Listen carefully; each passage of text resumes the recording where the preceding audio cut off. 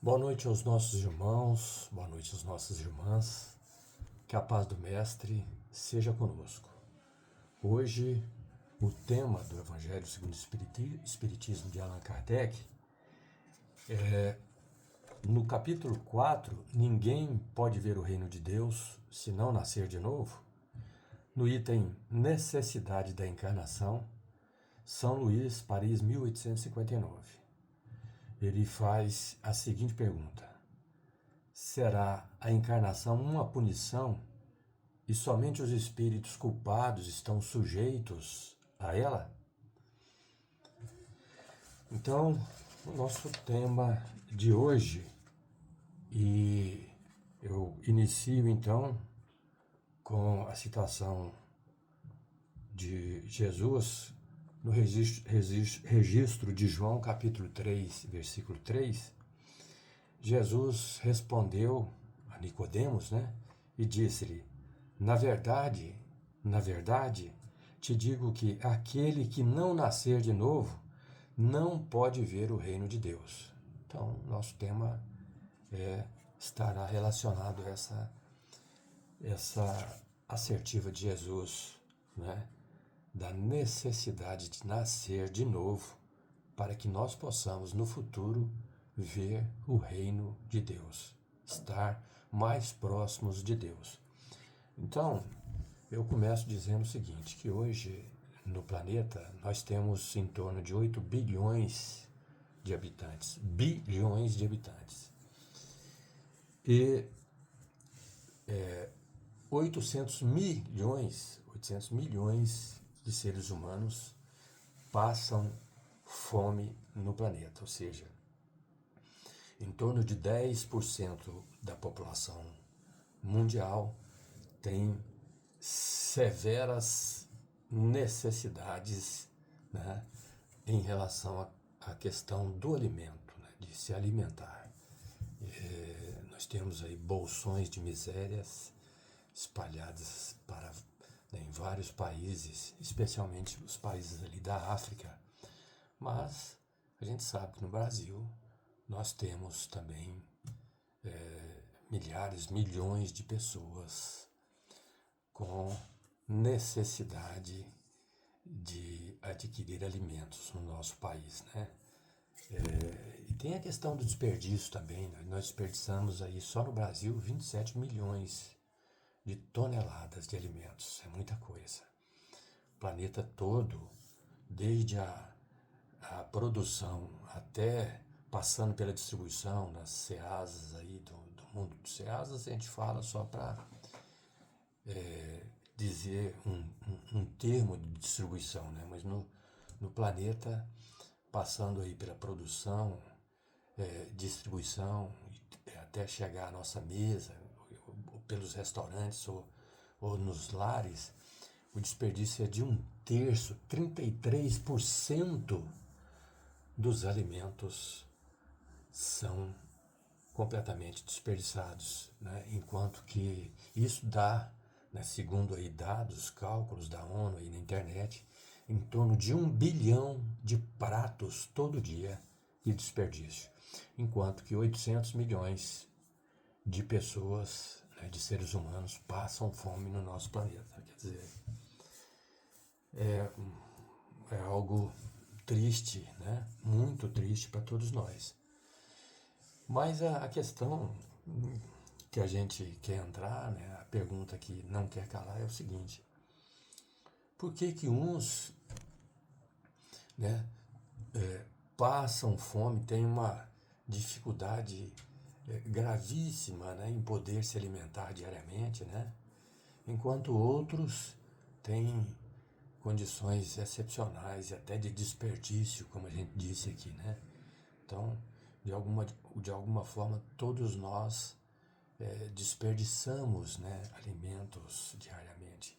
Então, é muita tristeza em relação a essa questão, sabendo que muitas pessoas não têm condições de adquirir, de se alimentar no dia, Mas, infelizmente, nós, ainda como espíritos inferiores, não preocupamos muito com os nossos irmãos e é exatamente isso que acontece, né? Isso faz parte do egoísmo, né? Do nosso egoísmo de preocupar só conosco mesmo.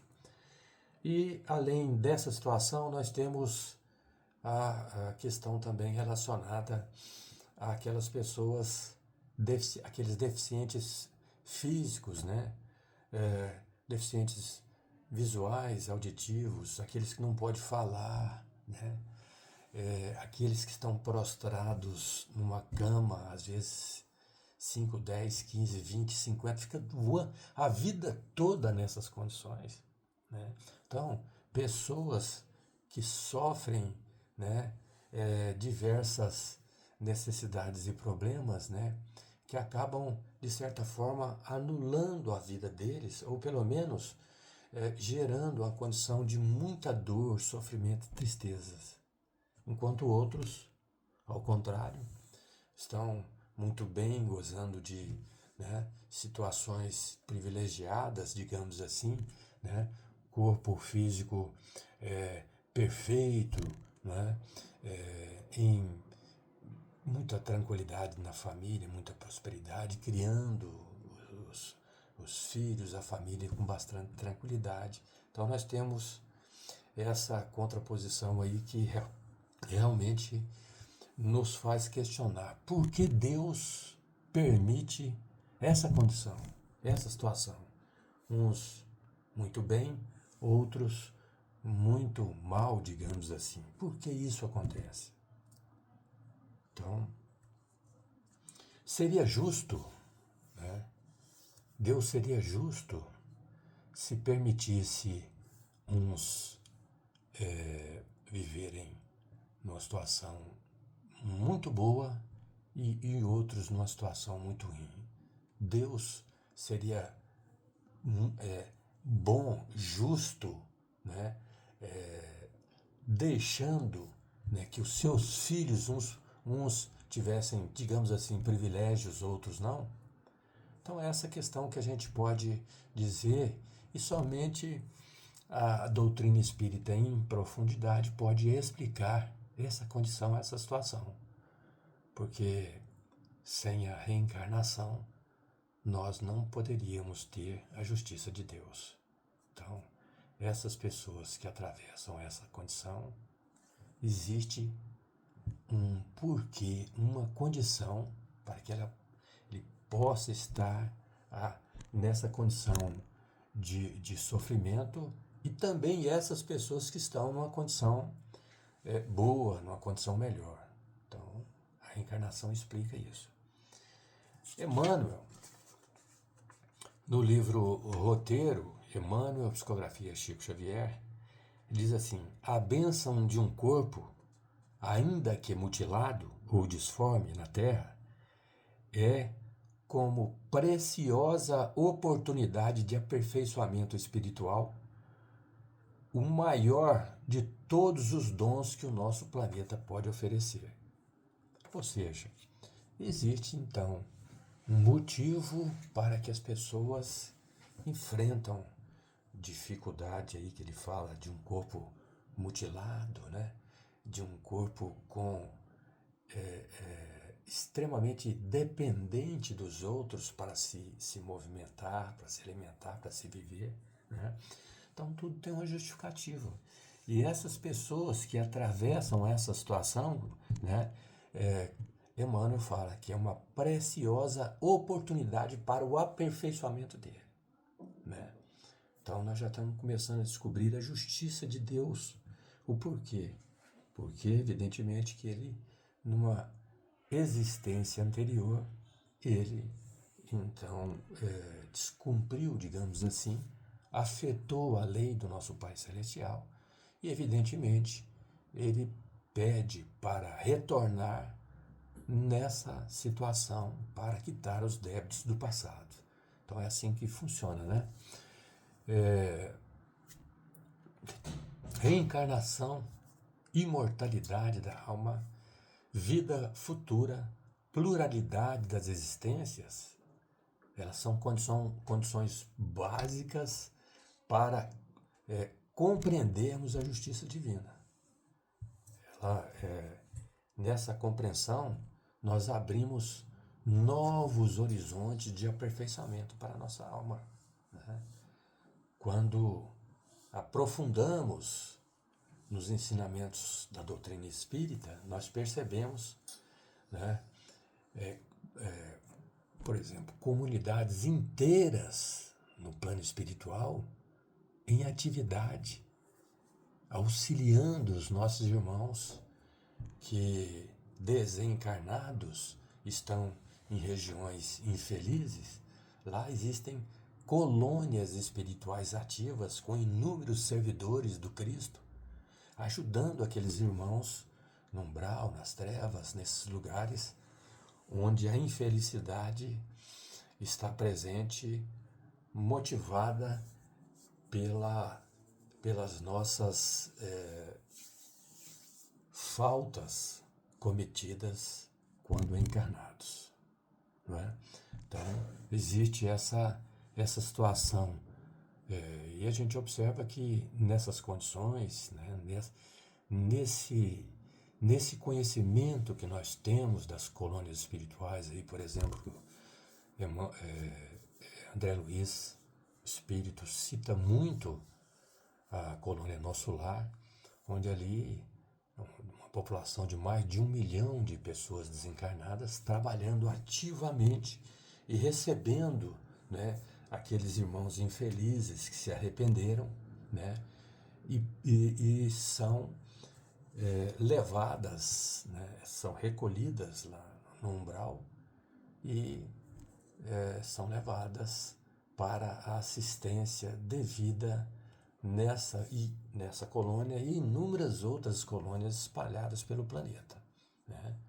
Então, a justiça de Deus agindo também na espiritualidade para promover o nosso desenvolvimento moral e intelectual, porque esse é o nosso objetivo, né? Então, a reencarnação, né, que é uma lei divina, ela oferece sempre novas oportunidades para todos aqueles que ainda não se ajustaram perante as leis do Pai Celestial. Por isso a afirmativa de Jesus: nenhuma ovelha se perderá. Kardec, né, cunhou uma frase muito importante para nos mostrar a justiça de Deus. Fala assim: nascer, morrer, renascer ainda e progredir sempre, tal é a lei.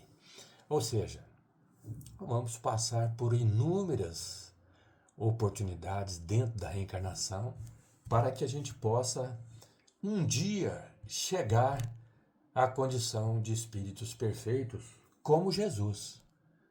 Evidentemente que Jesus está numa condição muito elevada, elevadíssima, né? Isso é incontestável, né? Só para a gente ter ideia, 4,5 bilhões de anos atrás, quando Jesus arquitetou, quando Jesus edificou o nosso planeta Terra, 4,5 bilhões de anos atrás, Jesus já era um espírito puro, né? E a reencarnação, ela está contida nos princípios básicos da doutrina espírita. Sem a reencarnação, não poderia existir o espiritismo. Essa que é a realidade. Mas o espiritismo, ele não é o criador, digamos assim, o descobridor da reencarnação. Não, Sócrates, né, há quase 500 anos antes de Cristo, já propagava, já dizia sobre as questões da reencarnação, da imortalidade da alma, da vida futura, né, da pluralidade das existências, né? E isso, né, essas afirmativas, elas estão contidas no Evangelho, na introdução do Evangelho segundo o Espiritismo, e Kardec tirou dos livros Sócrates com seus discípulos na prisão, Sócrates e seus juízes, e livro Diálogos de Platão, porque Platão foi aí um discípulo de Sócrates, que não escreveu nada, mas Platão acompanhou Sócrates durante muito tempo e registrou todos os conhecimentos e informações de Sócrates, né? Que foi talvez o discípulo mais importante aí do Ocidente, né? Aí também nós temos Pitágoras, né? Pitágoras, aquela lá do Teorema de Pitágoras, né?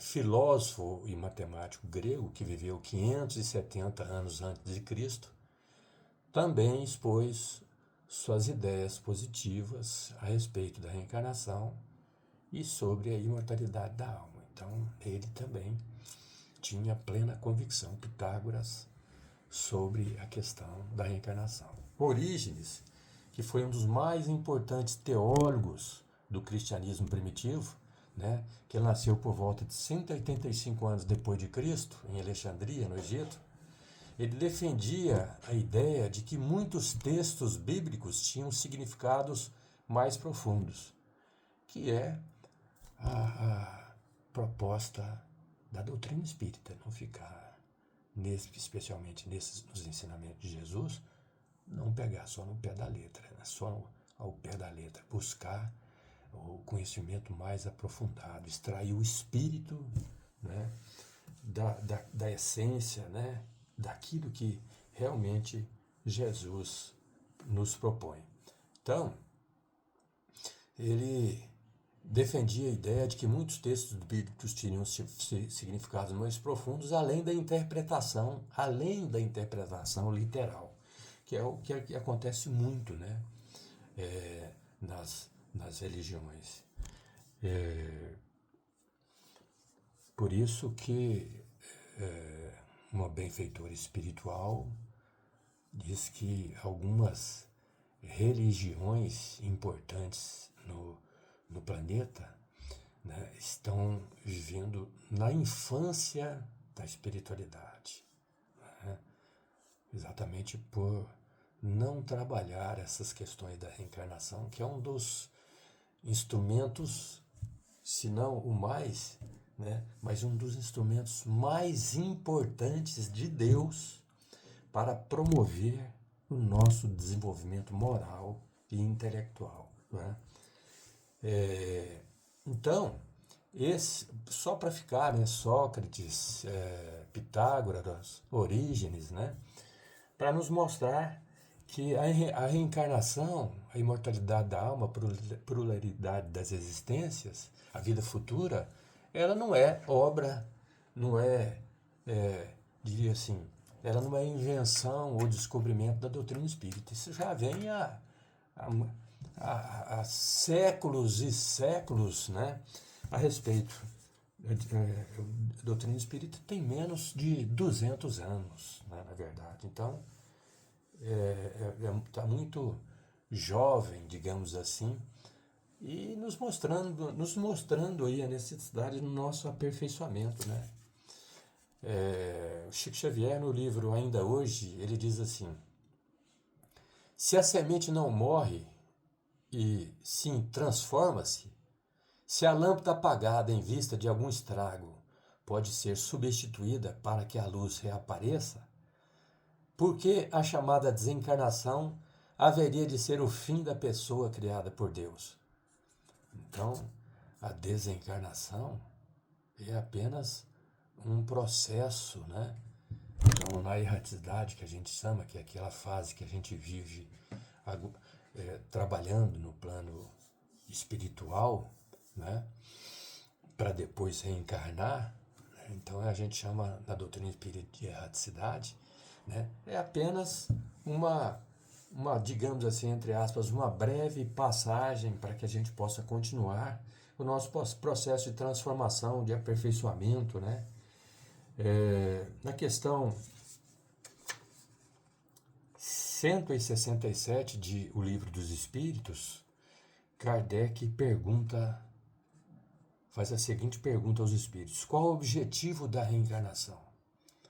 Então, na economia, na contabilidade, na proposta de Deus, tudo tem um propósito. Nada acontece por acaso. Então, os Espíritos respondem: expiação, melhoramento progressivo da humanidade. Sem isso, onde estaria a justiça? Onde estaria a justiça divina? Essa expiação que a gente colocou está relacionada à questão do sofrimento, né? Colocou expiação, melhoramento progressivo da humanidade, né? Então, é necessário expiarmos, é necessário passarmos por provas e dificuldades para que nós possamos promover o nosso progresso, para que a humanidade desenvolva. Imagina no passado, nosso planeta, né, primitivo, aí nas épocas selvagens, né, a gente correndo de animais, de monstros aí. Hoje nós progredimos muito, alcançamos a fase de planeta de pró, porque o planeta evolui também. Todos nós evoluímos. Tudo em Deus, por Deus, evolui. Então, a gente sabe que nós estamos na fase aí do planeta de provas e expiações, numa transição, né? Vai demorar algumas décadas aí, mas ela já acontece há algum tempo. Nós estamos numa fase de transição do planeta, vamos passar da condição planeta de provas e expiações para um planeta de regeneração. Hoje, o mal ainda prevalece, o egoísmo forte, o orgulho forte, né? Mas daqui a pouco, daqui a algumas décadas, né, nós vamos entrar na condição de planeta de regeneração, né? Vamos melhorar, digamos assim, um pouco mais. Então, nós vamos passar por um processo de seleção, né, da humanidade aí toda, né? Alguns eventos acontecerão para chegar lá na condição de planeta de regeneração, um planeta melhor, onde o bem já começa a prevalecer sobre o mal. Então, o mal começa a sobrepujar o bem, que é ao contrário do que acontece hoje. Então, nós vamos ver no que nós vamos presenciar nessa época. Mais fraternidade, solidariedade, amor ao próximo, não é? O bem começa a prevalecer em vários cantos do planeta. Não é o que acontece hoje. O que a gente vê aí é preocupação com guerra, com domínio, com poder, com as coisas materiais muito fortes, né? Na presença, nós somos extremamente preocupados com as questões relacionadas à matéria, a ferir, a prejudicar os nossos irmãos. Quando atingirmos essa condição de planeta de regeneração, nós estaremos entre aspas, num novo planeta, numa nova atmosfera terrestre. Então, evidentemente que muitos espíritos estão sendo desalojados, né, do umbral, das trevas, recebendo uma última oportunidade de Cristo, né, aqui na Terra, estão reencarnando para promoverem essa transformação interior, sob pena de, não fazendo isso, serão alijados, serão transferidos para um planeta inferior, para que eles possam lá, nesse local, continuar buscando o trabalho de desenvolvimento moral e intelectual. E, evidentemente, nessa condição, um planeta inferior, eles vão estar podendo colaborar, ajudar o desenvolvimento desse outro planeta. Então é assim que funciona na proposta do nosso Pai Celestial, né?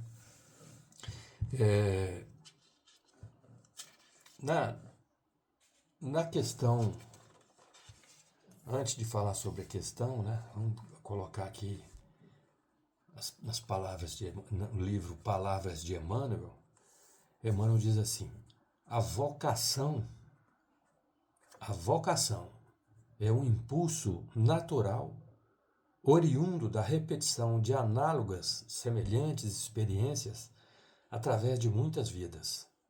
Suas características nas disposições infantis, nas crianças, são testemunho mais eloquente da verdade reencarnacionista. Então, essa vocação que acontece desde tenra idade, né? Estava vendo na internet, um vídeo na internet de uma criança, né? A mãe perguntando, né, com o dedo machucado, o que deveria fazer e tal. Ele foi tecnicamente explicando o que deveria ser feito.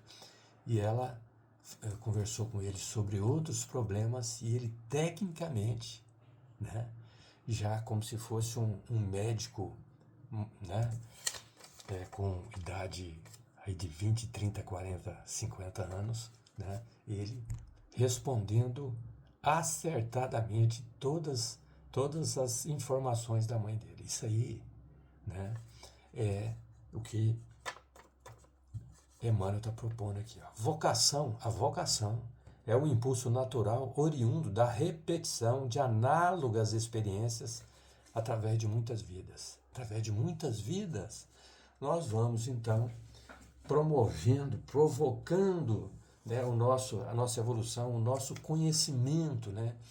E vamos adquirindo vocações ao longo de várias existências até chegar numa condição que isso está, né, enraizado na gente. E aí, né, em tenra idade, a gente já começa a demonstrar, né, quando já começa a vir, né, já aparecem os primeiros traços, né, dessa vocação, desses conhecimentos, né, de ver aí crianças, né, falando outra língua com 3, 4 anos, crianças que a gente vê na internet bem, né, 3 anos tocando piano maravilhoso, quer dizer, como é que pode, né? Reencarnação.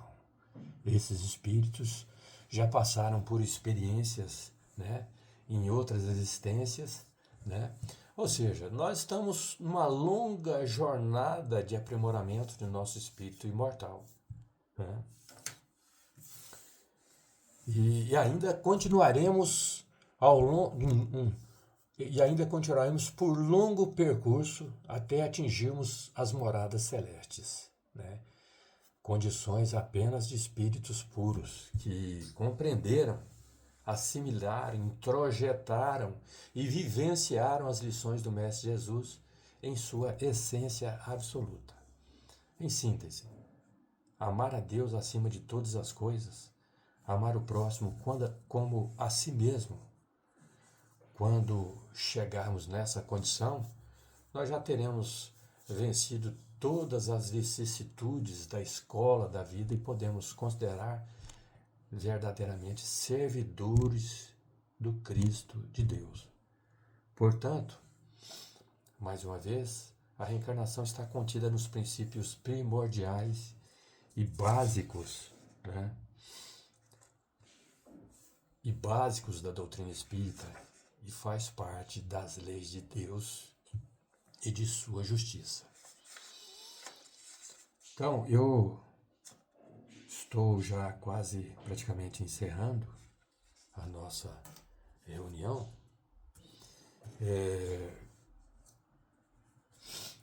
E queria lançar como última pergunta, né, uma pergunta central da lição, quando Kardec, no Livro dos Espíritos, faz a seguinte pergunta: será a encarnação uma punição e somente os espíritos culpados estão sujeitos a ela?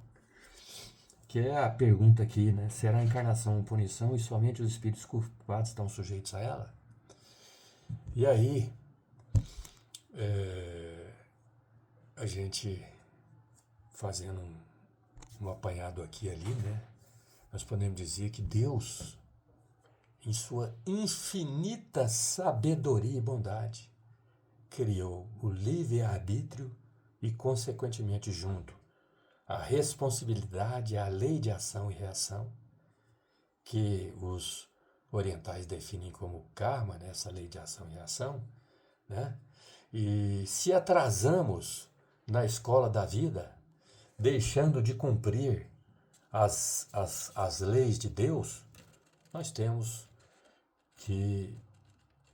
que retornar para corrigir as nossas imperfeições, como o aluno na escola, que se ele não aprendeu a lição, ele tem que refazer, ele tem que retornar, ele tem que repetir de ano. Então, não seria uma punição propriamente dita, né? Apesar que se ele continuar, né, trabalhando contra as leis de Deus, evidentemente que ele vai sofrer, né, que ele vai penar, e aí sim pode ser considerado como uma punição, porque ele está prejudicando ele próprio. Né? Então é assim, né?